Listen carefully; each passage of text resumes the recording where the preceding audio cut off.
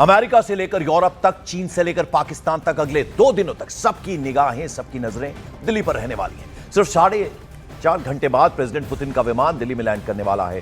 President Putin Moscow से दिल्ली के लिए रवाना हो चुके हैं। पुतिन शाम 6:35 पर दिल्ली पहुंचेंगे। वो 2 दिनों के राजकीय दौरे पर भारत आ रहे हैं, तो जबरदस्त तरीके से उनकी ग्रैंड वेलकम की तैयारियां हैं। गर्मजोशी से भारत उनका सत्कार, उनका स्वागत करने के लिए तैयार है। 2 दिनों का राजकीय दौरा है जब भारत आ रहे हैं पुतिन, और 2021 के बाद यानी 4 साल के बाद पुतिन भारत दौरे पर आ रहे हैं। शाम 6:30 बजे दिल्ली उनका विमान पहुंचेगा और आज एक प्राइवेट डिनर भी होगा। देर रात प्रधानमंत्री उनके ऑनर में वहां एक प्राइवेट डिनर का भी कार्यक्रम है। और प्रधानमंत्री नरेंद्र मोदी और राष्ट्रपति व्लादिमीर पुतिन की इस मुलाकात में भारत और रूस अपने रिश्तों को एक नए मोड़ पर ले जाने वाले हैं। रक्षा सहयोग, ऊर्जा सौदे और युद्ध के बाद की नई भू राजनीति सब इस यात्रा के एजेंडे में गहराई से दर्ज है। सवाल यह भी है कि मॉस्को इस बार भारत को क्या देने वाला है और भारत किस दिशा में अपने रणनीतिक हितों को तय करेगा। यह दौरा केवल एक राजनयिक मुलाकात नहीं है, बल्कि आने वाले वर्षों की सुरक्षा और ऊर्जा नीति की दिशा तय करने वाला भी है।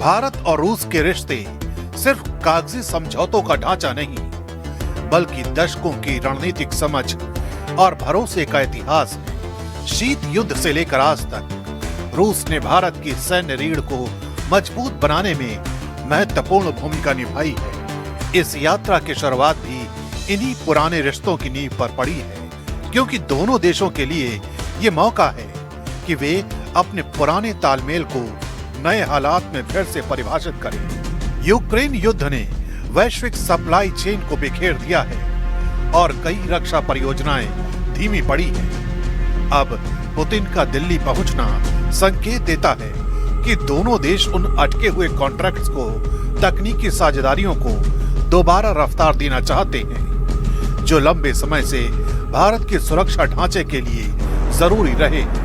रूस के राष्ट्रपति के भारत दौरे से सबसे बड़ा सवाल यही है कि आखिर राष्ट्रपति पुतिन भारत को कौन कौन से हथियार ऑफर करेंगे। S-400 की बची हुई डिलीवरी से लेकर सुखोई 30 और MiG-29 के अपग्रेड तक कई प्रोजेक्ट्स दोबारा तेज हो सकते हैं। वहीं AK-203 की प्रोडक्शन लाइन और स्पेयर सपोर्ट पर भी जोर रहेगा। असली फोकस यही है कि पुरानी साझेदारी को एक नई रफ्तार दी जा सके। इस यात्रा का सबसे अहम पहलू भारत की एयर पावर को भविष्य के स्तर पर ले जाने से जुड़ा है। दोनों देशों की बातचीत अब सिर्फ मेंटेनेंस या छोटे अपग्रेड तक सीमित नहीं रही। फोकस है उन तकनीकों पर जो अगले दशक में भारत की सैन्य बढ़त तय करेगी। भारत का Su-30 MKI बेड़ा मिड लाइफ अपग्रेड की ओर बढ़ रहा है और रूस इसके लिए नया रडार, बेहतर एवियोनिक्स, इलेक्ट्रॉनिक वॉरफेयर सिस्टम और लंबी दूरी के हथियार ऑफर कर सकता है। MiG-29 के लिए इंजन, रडार और हथियार पैकेज पर चर्चा की संभावना है, ताकि ये फ्लीट आने वाले वर्षों में भी उपयोगी बनी रहे। S-400 की बची हुई यूनिट्स की टाइमलाइन भारत की एयर डिफेंस चेन को पूरी मजबूती देगी। इसी के साथ रूस भारत को अपने next gen stealth fighter Su-57 की जानकारी और संभावित सहयोग के विकल्प भी दिखा सकता है। इसमें इंजन, स्टेल्थ डिजाइन और नए मिसाइल सिस्टम शामिल हैं, जो भारत के लिए भविष्य की लड़ाकू क्षमताओं का रास्ता खोलते हैं। रूस इन अपग्रेड्स को तेज प्रक्रिया में बदलना चाहता है, क्योंकि ये उसके लिए भारतीय रक्षा बाजार को स्थिर रखने का तरीका भी है, जबकि भारत अपनी सामरिक जरूरतों को युद्धकालीन सप्लाई के हिसाब से सुरक्षित करना चाहता है, ताकि भविष्य की चुनौतियों में देश के रक्षा ढांचे को और ताकत दी जा सके। बात सिर्फ फाइटर अपग्रेड तक सीमित नहीं है, क्योंकि समुद्री सुरक्षा में भी भारत और रूस की साझेदारी नई दिशा पकड़ सकती है। ब्रह्मोस का नया ब्लॉक, लंबी दूरी वाले वेरिएंट और नौसेना के लिए आधुनिक लॉन्च सिस्टम इस चर्चा के केंद्र में रहेंगे। इसके साथ ही पनडुब्बी सहयोग, टॉर्पीडो अपग्रेड और मिसाइल सपोर्ट जैसे प्रोजेक्ट भी फिर से तेजी पकड़ने की संभावना है, ताकि भारत की समुद्री बढ़त और मजबूत हो सके। Russia and Indian relationship is not just a standard set of diplomatic protocols and trade agreements. It's more of that. It's much more important. Our bilateral relationship rests on a deep historic background of mutual understanding, of partnership, and a mutual vision of global affairs and system of global affairs based on international law, on rule of law, and ability of taking into account each other's interests. This is a very, very important characteristic of our joint vision of the global affairs. We're proud to have been shoulder to shoulder next to our Indian friends during their historic growth in the most important moments of their history. And at the same time, we are very grateful to India for a very friendly stand nowadays.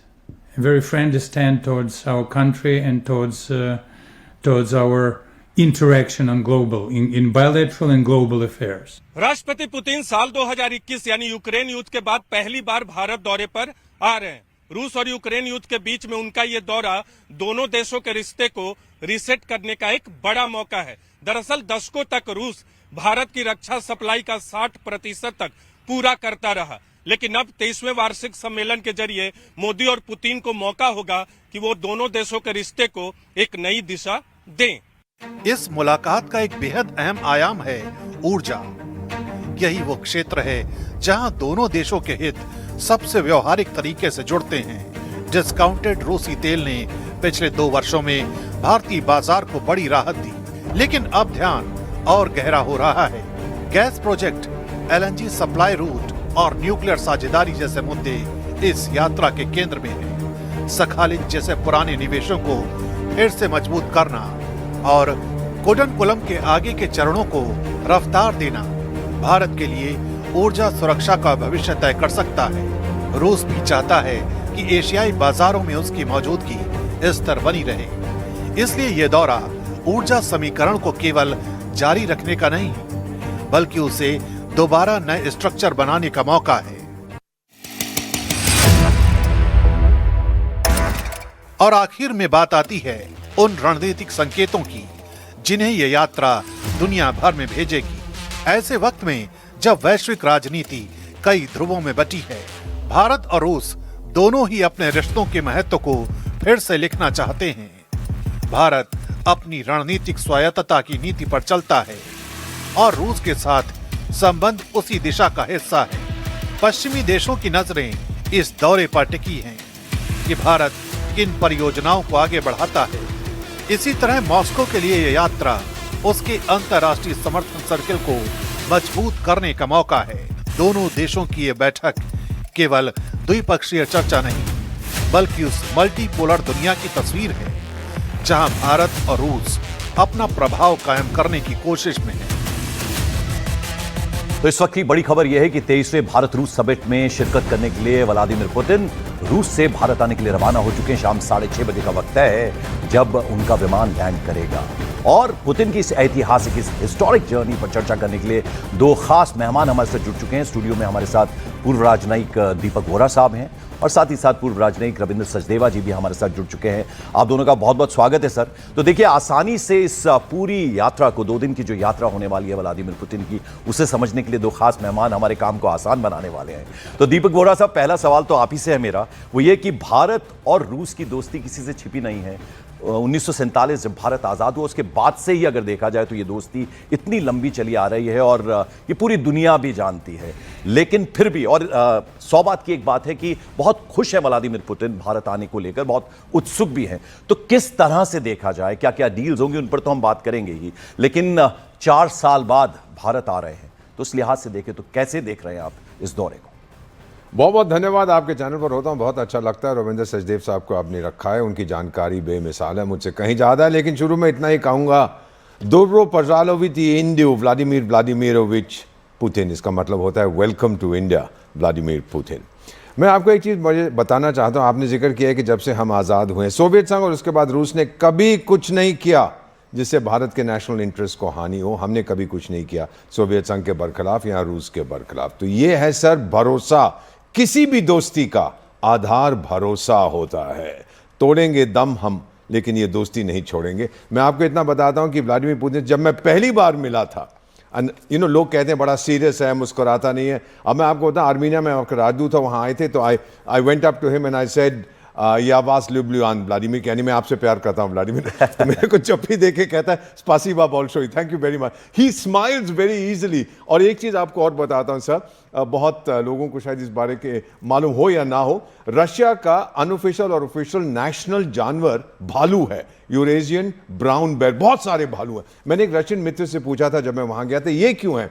तो बोला कि उसका symbol होता है strength, dignity, resilience. बहुत शांतिपूर्वक है, लेकिन भड़काओगे तो बहुत गुस्सा आता है। तो मैंने कहा हमारे इतिहास में भी एक भालू था। अब मैं बात कर रहा था रामायण की, जामवंत की, जिन्होंने भगवान श्री हनुमान को उनकी ताकत याद कराई थी। जामवंत वाज अ भालू। मैंने कहा आपके जीवन में आज आपके देश में भी एक भालू है जिसने आपको आपकी ताकत याद करा दी है।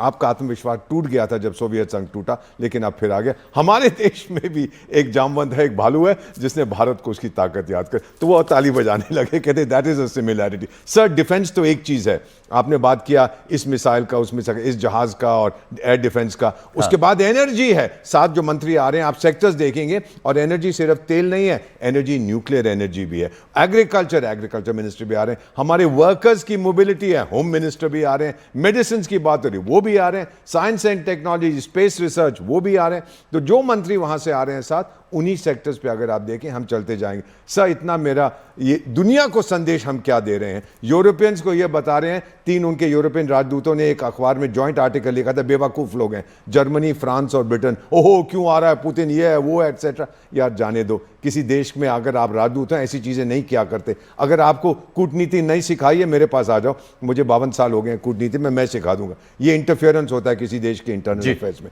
तो मेरा ये कहना है, I want to conclude sir, Sachdev साहब बहुत कुछ ज्यादा बताएंगे। कितने एरियाज में हम नए देख रहे हैं कि क्या पॉसिबिलिटी है, लेकिन एक चीज है, जो हमारी ट्रेडिशनल फ्रेंडशिप है, उस पे 2025 में एक मोहर लग रही है। रविंद्र सर, आप ये बताइए, अभी हमने क्रेमलिन के एक स्पोक्स पर्सन है, उनका बयान सुनाया। उन्होंने साफ ये कहा कि हमारा जो रिश्ता है, यानी रूस और भारत का जो रिश्ता है, वो डील्स और समझौतों से कहीं आगे का है। तो व्हेन ही सेज दिस, वो क्या कहना चाहते हैं? और दूसरा ये भी कि इतने सारे वॉर फ्रंट्स खुले हुए हैं और रूस खुद उसमें है, और ऐसे वक्त पर जब अमेरिका की निगाहें, अब जाहिर बात है पुतिन के इस दौरे पर रहेंगी, और साथ साथ पूरा यूरोप भी, किस नजरिए से देखे, किस तरीके से देखे? Thank you. Pleasure आपके साथ, and of course Ambassador Vora. I mean, nobody can paint a picture or explain diplomacy better than Ambassador Sir. It's a pleasure. Now, आपके जो प्रश्न है, देखिए हमारा जो रिश्ता है, yes, ये डील्स से अलग और ज्यादा बड़ा है। रिश्ता जो भारत और रशिया, जो पहले सोवियत यूनियन होता था, जी, हम आजादी के बाद से ही नॉन अलाइंड रहे। उस समय रशिया हमारे साथ, हमारी भी सोशलिस्ट इकोनॉमी थी, राइट। फिर कोल्ड वॉर का पीरियड हुआ, और 1971 की वॉर जो हुई पाकिस्तान के साथ हमारी, उसमें रशिया हमारे साथ बिल्कुल खड़ा हुआ, और उधर अमेरिका पाकिस्तान को सपोर्ट करता रहा। तो तब से लेकर अब तक रशिया और भारत के रिश्ते मल्टीपल जर्नी से निकले हैं। बट इन सब के पीछे एक बहुत बड़ा और फैक्टर है जो मैं कहूंगा, वो है कल्चर। हमारी इंडियन कल्चर को रशिया और सोवियत यूनियन ने बहुत अफेक्शनेट तरीके से देखा जाता था, देखा जाता है। ये बातें ना, राज कपूर, आवारा हूं इत्यादि एटसेट्रा। तो रशिया के, रूस के लोगों के विचार में भारत के प्रति एक बहुत ही पॉजिटिव, अच्छी इमेज थी और है। सिमिलरली हमारे यहां भी इमेज थी और है, रशियन आर्ट, रशियन लिटरेचर इत्यादि को लेकर के। एंड ऑल्सो एक चीज है, रशिया जो है, आधा तो आता है यूरोप में, आधा एशिया में, बट रशिया के जो फिलोसॉफिकल बेंट ऑफ माइंड है, अगर आप देखें, वो ईस्टर्न फिलोसफी की तरफ जाता है, भारत से बहुत अलाइन होता है। तो ये है अदर दैन द डील्स का बात। अब जहां तक बात रही हमारे रिश्ते अभी जहां हैं फिलहाल, अगर देखें तो मेरे ख्याल से हेवीली लोडेड रहते हैं टुवर्ड्स डिफेंस और न्यूक्लियर अभी तक। गवर्नमेंट टू गवर्नमेंट बड़े बड़े डील्स, प्रोजेक्ट्स, बिकॉज उसी नेचर के जो डिफेंस एंड न्यूक्लियर के थे। यूक्रेन वॉर जब शुरू हुई उसके बाद से एक नया हमारा चैप्टर खुला ऑल्सो ऑन ऑयल। तो अभी तक हमारे जो $65 बिलियन का हमारा बायलैटरल, अगर हम ट्रेड कहें, रिश्ते कहें, डील्स कहें, हैं डिफेंस को लेकर के, न्यूक्लियर तो ऑलरेडी चले रहा है, और ऑयल को लेके इशू ये है कि हमारा बायलैटरल ट्रेड नॉन ऑयल, तेल के बिना आप रखिए मोटा मोटा, तो करीब $15 बिलियन था यूक्रेन वॉर से पहले। उसके बाद हमने तेल लेना खरीदा तो 50 बिलियन अब बढ़ गया, तो 65 इसलिए हो गया। तो चैलेंज भी ये है, और जो पुतिन साहब बात कह रहे हैं और मोदी जी भी कह रहे हैं, मेरे ख्याल से इस समिट का सबसे अहम मुद्दा वो होगा कि भारत रशिया के रिश्तों को कैसे वाइडर बनाया जाए।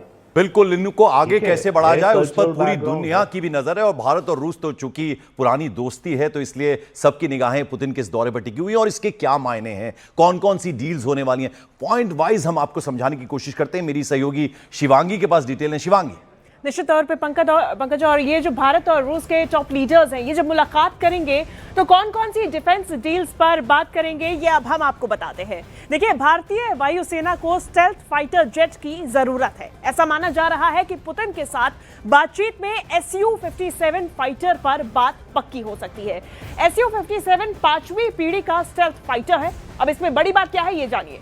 बड़ी बात यह है कि रूस सोर्स कोड अपना देने को तैयार है। इसके अलावा Bharat S-400 air defence system की 2 और यूनिट्स भी रूस से खरीदना चाहता है और इस डील पर तो करीब करीब मोहर भी लगनी तय है। अब बात करेंगे S-500 एयर डिफेंस सिस्टम की। देखिए, खबरों के मुताबिक भारत S-500 खरीदना चाहता है। S-500 की रेंज 600 किलोमीटर है, जबकि हवा में 200 किलोमीटर मारक क्षमता है। अब बड़ी बात यह है कि S-500 बैलिस्टिक हाइपरसोनिक मिसाइल को भी हवा में ही नष्ट कर देता है और ये इसकी खूबी है, जिसके लिए S-500 भारत की तरफ से खरीदे जाने की इच्छा व्यक्त की गई है।